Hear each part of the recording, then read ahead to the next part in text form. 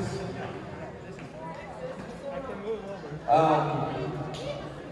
The reason we have Chantel here, one, she's awesome. Chantel has rapidly become one of my favorite people to talk to in the company, and there's a couple reasons for it. And the first and main and biggest one is she works really hard. Like, she don't stop, and I really like that. And that's what it takes. You know, that's what it takes in this business, and I think in anything to be successful. Another amazing thing about Chantel is she's always smiling.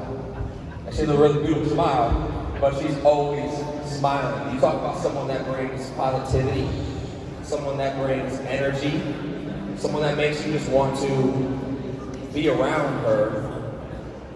I think that's Chantel. So thank you for that. Can we give Chantel the microphone on? I don't think it's on. Testing, 1, 2, 3, 4. Hey.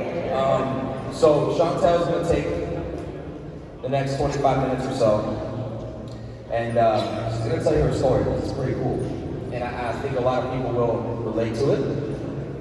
I think a lot of people will get inspired by it, and thanks for everything you do. She's building a big team. She's growing really fast, and she's gonna talk about why she wasn't growing in the beginning, because that's where a lot of people are. Sometimes they get stuck, and they don't know exactly what to do. So sometimes they just put on the brakes. She did that for a minute. She learned from it. We had a lot of conversations. She had a lot of conversations with Eric Anthony, with Liz, with Eric Schmidt, and a lot of other people that have helped her. And that's what this takes: having conversations with other people that can somehow help you, not just one person, because one person can't give you everything, but a multitude of people give you everything you need. And so if you would talk about that, I appreciate you and everything you're doing, and we'll rock it out. All right, thank you so much, Nick. Let's get it. Hey, what's up, family? First live.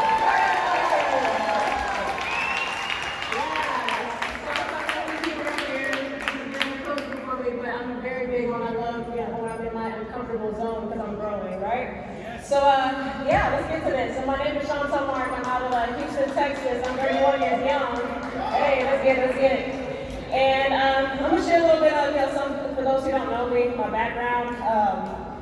I graduated to be a technical technician, and I felt lost a bit whenever I went to, after I graduated high school.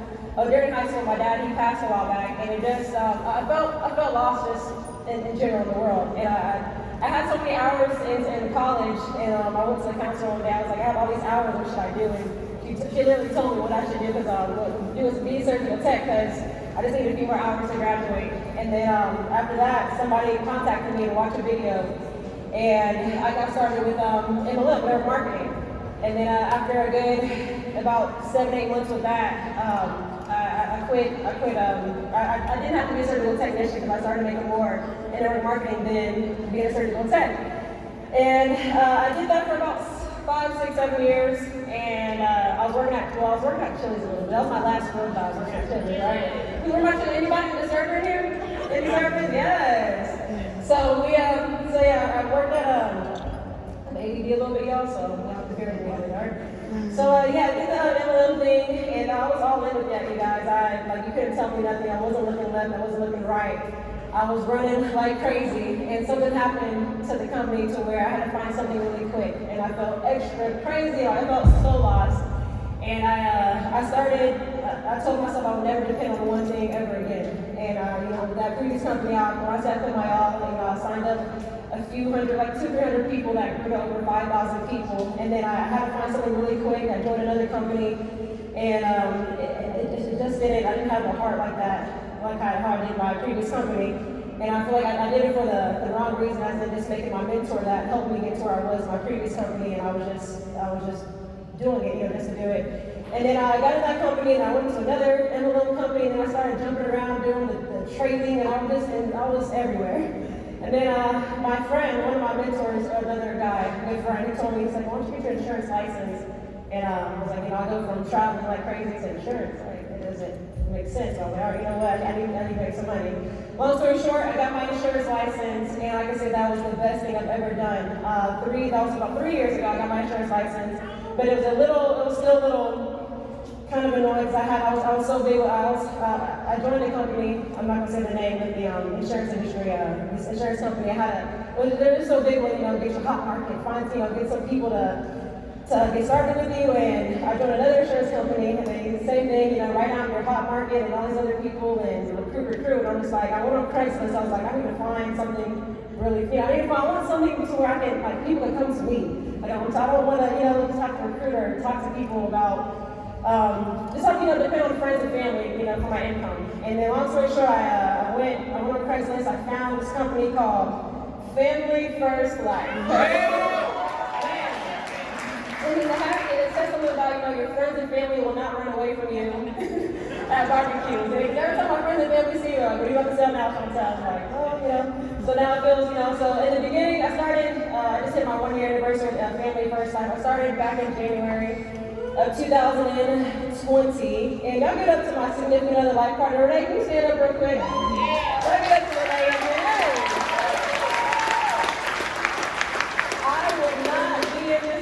I wouldn't be everything, even in the company I was with for 6-7 years. She's also my mentor 24/7. Anything that I've done, and I really do appreciate you for always just anything I've done, she just, let's do it. It's all pushing me, so I appreciate you. But so we started this in January 2020, and it's been life-changing, you guys. I was still scared. I was still scared to just depend on that one stream of income. And then I came to an annual training event like this. That was in February, and it was just me and Renee. We came, and it's like, all right, well, this seems pretty good. And let me rewind a little bit. So January, y'all, when I started this, it was no friends and family. It felt so good. And I was like, I'm not here to recruit. I'm not hiring. I'm not talking to anybody about this. And I want to be that secret agent. And if I could go back, well, I'll tell you in a minute. If I could go back, though, I would have told so many people about this back in January. But whenever we first started this, Renee was we dialed together, and she had a dial for the first 2 weeks. So it was so weird, buying leads. I didn't know what that was at first. Buying leads, and she had a dial in the beginning, and they're hanging up on her. I was like, wait, your feelings hurt? Like, are you okay? And she's like, they don't know us, and just, she kept going. I kept watching her, and, I dialed a little bit, and I guess I'm a little sensitive. I don't know. They hung up on me. It was just weird because I've never done it, right?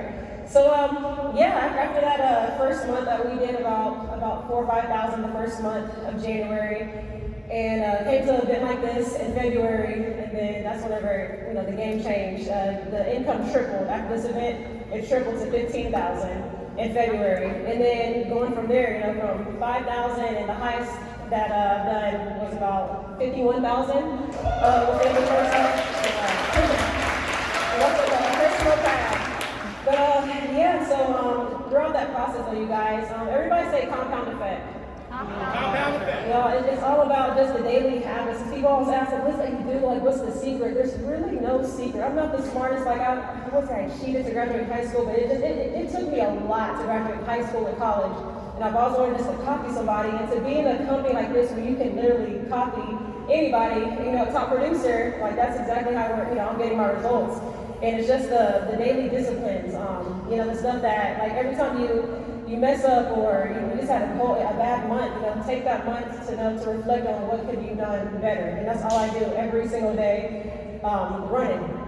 But so the download leads after this training event in February, it was popping. Give me a second. It was popping, and then.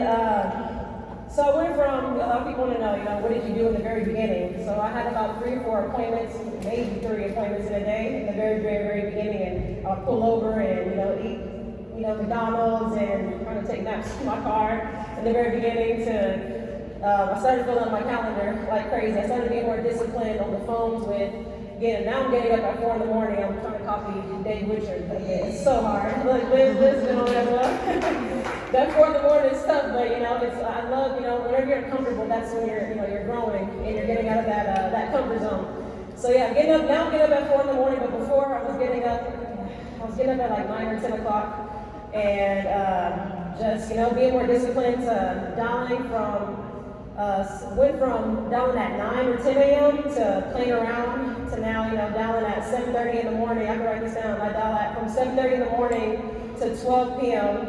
Straight dialing, and then take a little hour break to get some lunch, and then from there we just keep dialing straight through, and then we have about not about, but yeah, the goal is to have 8 appointments on Tuesday, minimum, 8 appointments on Tuesday and one every Monday. Tuesday, Wednesday, Friday, Saturday, and I'm trying to get better at Sunday. I don't like saying trying. Going to get better at Sunday.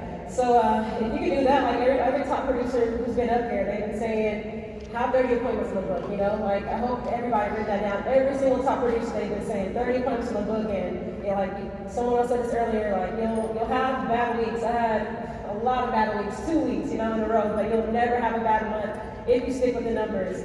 And those I say this, but I mean, this is like my motto, like when I run, it's in my head. I'm just looking for those who are looking for me.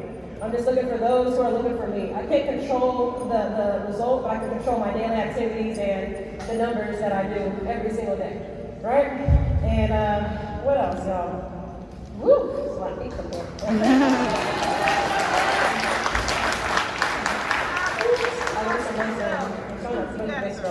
Hey, that's good, okay. So down all day, 8 to 10 appointments. In Houston, you know, a lot of people ask, in the very beginning, we knew Renee. And Renee, she does a lot of the administrative work in the back end, and is, you know, helps with a lot of stuff like keeping the structure and everything in the back end with me, with myself and the team and everything. But I remember, you know, whenever we were running together, we were trying to like categorize, like how should we map out the drive. Because Houston is so big. Has anybody been to Houston, Texas?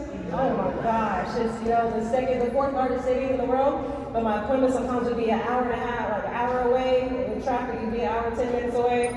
But we used to like map out, you know, let's dial these people versus this zip code and this zip code, and maybe run it on Spring, Texas, and go to Pearland, and I quit all of that. I just dial, and sometimes my appointments might be an hour away, some of them might be 20 minutes away. I don't organize anything like that. It's too much and it's too time consuming. Some people do, and if you know, whatever you're doing, if it's working, then keep doing it. But me personally, I just run. And then whenever we do that, I talk third party, so I do let my clients know, I will say that Renee. So I'll let them know, you know, hey, Chantel does see, you know, 8 to 10 people a day, so she might be arriving a bit late, but give her that hour window, but just trust that she will be there. Is that, you know, so that, you know, that works out. And so what else, y'all?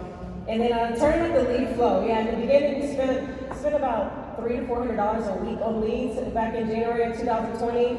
Now it's fun. I'm just like, yo, like we're spending about $1,500, $2,000, sometimes more than $2,000 a week on leads.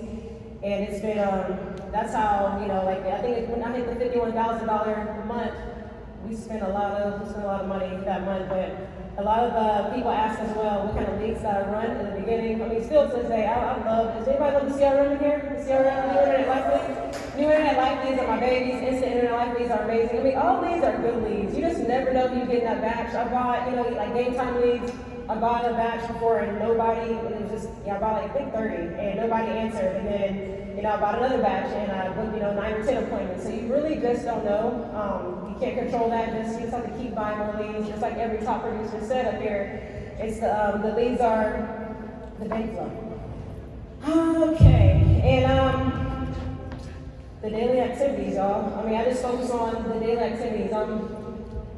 What helped me just get to where I am right now is I'm so big on personal development. I bought this, well, Renee got it for me, this little sleeping mask, and it has a Bluetooth thing on it that I plug in 24/7 when I'm driving. Like, this business, any self-employed business, it's hard because we've been taught to go to school and they tell us when to have break, when to have lunch, when we can leave, when we have to get there, and we're just very disciplined to someone telling us what to do constantly every day. And that's the big reason why people fail in this business, because, you know, it's either somebody else is going to tell you what to do every single day and what time to get up and do all that, or you have to tell yourself that. And I struggle with that big time. That's exactly why I did like 4,000 or 5,000 my first month versus now it's like, okay, I'm committing to getting up at 4 in the morning, or I'm committing to dialing at 7:30 in the morning. And, you know, of course I don't feel like it. I don't want to. I have this little bed warmer and it's just so warm and cozy, but I still get up and I do it anyway. And whenever you start feeling comfortable, remember, you're growing like crazy whenever you're doing that. But I was getting somewhere whenever I started standing. But growing. But yeah, being plugged in. I never miss a training event. I never miss, like, you know, I think somebody said before, you know, they've been to a training before, they don't need to go to the next one, but I assure you, I promise you, like, you'll always learn something, you know, from the next person, and that can trigger your business to go from maybe 8,000 to 40,000 a month, you know? And yeah, I always tell people, I mean, if I can do this, you know, anybody can do this. I was talking to Liz and Chris for the I'm sorry, I'm probably saying your name wrong. But we were just talking earlier, and it's just like, you know, like all we do, you know, like when people ask us so many questions, all we do is just work our butts off, and we're disciplined to the numbers, you know, we're disciplined to just working. Like, I don't know what else to, like how else to like elaborate on it. We just work. Even when, you know, like some people don't want to do it, some people, you know, they do, but just keep going.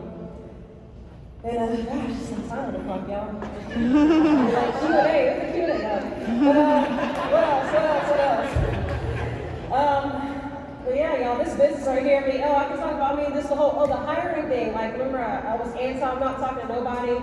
Now we just started recruiting like crazy. I felt selfish to do over 20, 30, 40, I felt selfish doing $20, $30, $40,000 in my own pen, and I'm just like, why would I want to tell somebody this, you know? And we just started just pouring back into the business, and you know, we hired 2 or 3 people now, and just talking the whole like Dave Richard and Nick Ayala and Liz and Eric Anthony, like just putting everything back. Like, I've never seen this amount of money that we're making, but I don't see it that much because I'm just putting it back to, you know, I have a digital marketer right here, and you know, just 2 other staff members, and we just got an office space, and then we just got another, we just upgraded to like 6, 7 suites in Houston. We just, you know, like we see it's very. So it's definitely not about me anymore. It's almost never about me, but it's just, you know, when you don't have money in your account, it's like I have to like, you know, make sure that I'm good first mentally and financially before I can make sure, you know, other people are good. So yeah. I just want, hey, she's doing great, right? I'm so glad you went to another convention first, right? Yeah, where was it? Yeah, Dallas. Yeah. So like everybody's waiting for Chantel to come so she can talk and lay it down over there. Thank you guys. But you know, your story is amazing. When you said, what did you say? I poured back in. I didn't used to be. It wasn't about me. It has never been about you since the midnight met you guys. I think it was in the Houston office. Yeah. And we went to dinner after, and you're like, I'll have a whatever kind of drink. It was like some blue, purple drink. I was like, I love these guys. They're great, right? But no, it's pretty cool to watch. And one of the things is you know, you end up getting around people that can help you. There's no negativity. When you have someone positive as she is, and then you bring them around other positive people, you lift others up. You know what I mean? So what you're doing, like people see what you're doing, and it makes them feel good. And you're growing really, really fast, and you're helping so many people. So like, talk about how you kind of recruit and what kind of recruiting things you're doing with your team, right? I mean, you have a social media marketer. I think we talked about that yesterday. So if you could talk about some of the things that they're doing, because that'll help some people out. Gotcha. All right, yeah. So yeah, the recruiting thing, it might sound crazy. I'm big on curiosity. I've been recruiting hardcore just from social media. I mean, we do have the ZipRecruiter thing going on. We have the recruiters and our admins, they work on that like crazy. I can't tell you exactly what they're doing, but yeah, we have the ZipRecruiter. I believe we have some Craigslist posts going on, and I believe we have something else going on. But my Facebook, Instagram, and Snapchat, LinkedIn, and Chantel are going now. But I love having fun. You know, I did come from a traveling background, and you know, this you know, showing a lifestyle, and it's like, okay, how can I implement, you know, just having fun with life insurance? Because you know, like it sounds, you know, from travel to life insurance, but I just I trip. I like to show a little glimpse of, you know, just like this training event right here, like sitting in front of over 1,000 people or however many people are in here, and then I'll, you know, just hashtag. You know, I don't put the name Family First Life too much because people feel like they'll just Google it and they can find it on Google and they think they already know it all. So I take control of, okay, they'll have hit me up to ask me what company are you in or what is that you're doing. And so I do a lot of just, you know, this big post of just having fun with it. I'm trying to see how to explain like having fun with this, but yeah, I show little, you know, just little segments of, you know, little things, and even in the office, you know, I'll put some on dial time and just do a whole bunch of little hashtags of dial time, wealth time, CGO, call me out on that every day, dial time, wealth time. But like, you know, waking up at 4 in the morning, people love seeing, you know, disciplined people. Like, this girl's working out and she at 4 in the morning and she's, you know, just going to this office with a whole bunch of people that are always smiling. And, you know, I'm big on, you know, it's contagious. You know, when I do smile sometimes, like the people around me, you know, they're smiling as well. So it's just like, there's a lot of negativity going on in this world right now. I mean, it's always, but right now it's really big, especially the pandemic, and there's so much going on. But when people see there's a whole bunch of positivity in the room, and you're just, you know, just showing a little glimpse of what you're doing, and don't tell them too much, just tell them enough to where they're gonna ask you what is that you're doing, or you know how, you know. So yeah. No, it's great. I was gonna say that, you just said it. Your attitude's contagious, whether it's good or bad. I've had a bad attitude before, and it's hurt other people. But when your attitude is like, I've never heard you complaining. Like everything's gonna go good, or I'm sure Liz feels the same way. Because then you have bad days, and you've been in bad situations. But the best part about it is when people just see that you're just powered through the struggle, and that's you're a perfect example of it, and you're just getting started. So you got a couple minutes to just give them a few tips on how to change what you're from today moving forward. A few things that you know that if they can implement, that they'll be up here doing what you're doing next year. Okay, got it. All right, one thing I definitely wanted to mention, what kept me from, you know, being in the house for 2 hours to like 30, 45 minutes now is the structure. And Eric Schmidt he's so good at that. I'm still learning and practicing, but I definitely cut it down from, you know, being extra friendly and spending time with them and building so much rapport. But now I feel like I haven't mastered it, but I've gotten a lot better with just, like when I used to go to home, I used to, you know, how's your day going? And, you know, pretty much tell me your whole life story and be best friends with them. And, you know, okay, so I'm asking help. It was sloppy. I was just all over the place and getting, you know, like, let me get your help, you know, asking some help questions and, hey, what's your, like the way I would ask, like, hey, what's your social? And I sounded kind of nervous and like, I'm giving you my social, like, we just built all this like friendship I thought in the beginning. And it was, I was in there for a long time, but that Eric Schmidt, like, if you haven't seen it on YouTube, it's like his name, Eric Schmidt's in home, but now I'm very strict on the time that I'm sitting with my client. As soon as I get in the house, you know, how's your day going? And then when I sit down, I give them that 3-minute report of, you know, who I am, Chantel Mark, and I let them know, you know, I'm very extremely busy, and I, you know, give them a glimpse of, you know, the big reason why I'm doing this. My dad passed, and you know, like he did have coverage, thank God, that, you know, I'll kind of educate them a bit. Like, there's so many people depending on GoFundMe and raise a shirt, you know, selling shirts and etc. And you know, I get into that a little bit for 3 minutes, and then I'll put it back on them. So what made you fill out this lead form? And then they, you know, tell me a little bit about them, tell me a little bit why, and then I'll start digging into it a little bit. You know, about 5 to 7 minutes, and then after that, then I just I go straight into the whole, you know, so this is how this is going to work. So that question right there, this is not question, this statement right here, you know, this is how this is going to work. And then I just build that structure right there with, you know, I'm going to ask you a few health questions, I'm going to ask you a few financial questions. Your social tied into the medical bureau, so they're going to check all your prescriptions, and, you know, I'm going to see what I'm going to get you covered for. Does that make sense?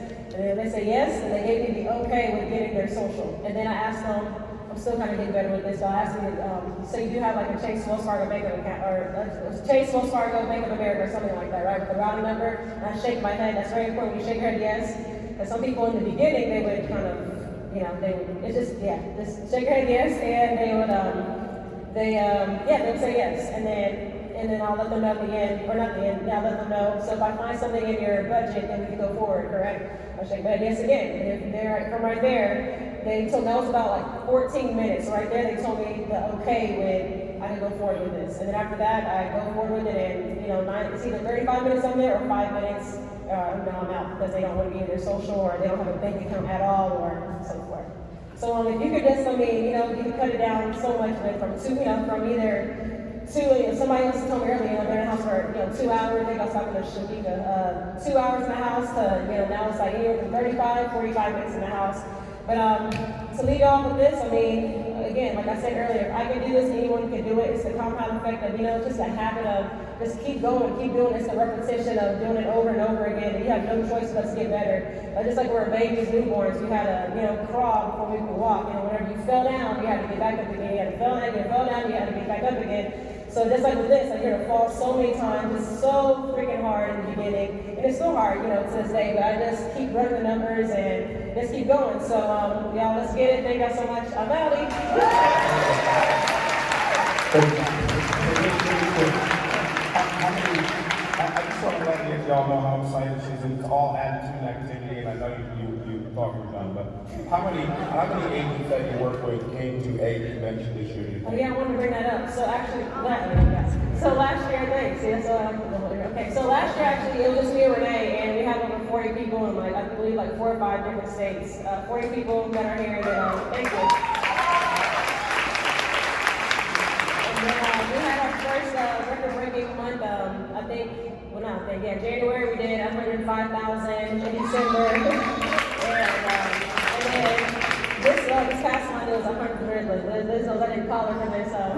We did 142,000. No, it's gonna be 150, but it's okay. I'm so wrong. 142,000, and this month the goal is 300, hopefully. So here's the thing: in December was a 5-week month, so you beat December by 40,000 in January in a 4-week month. So that's the growth there. That's huge. Yeah. So that's beating January. I'm sorry, beating January with beating December and January is huge, and you would have basically doubled. So I'm proud of you. I know Liz, Eric Schmidt, everyone at FFL is proud of you guys. So thank you so much. Thank you. All right.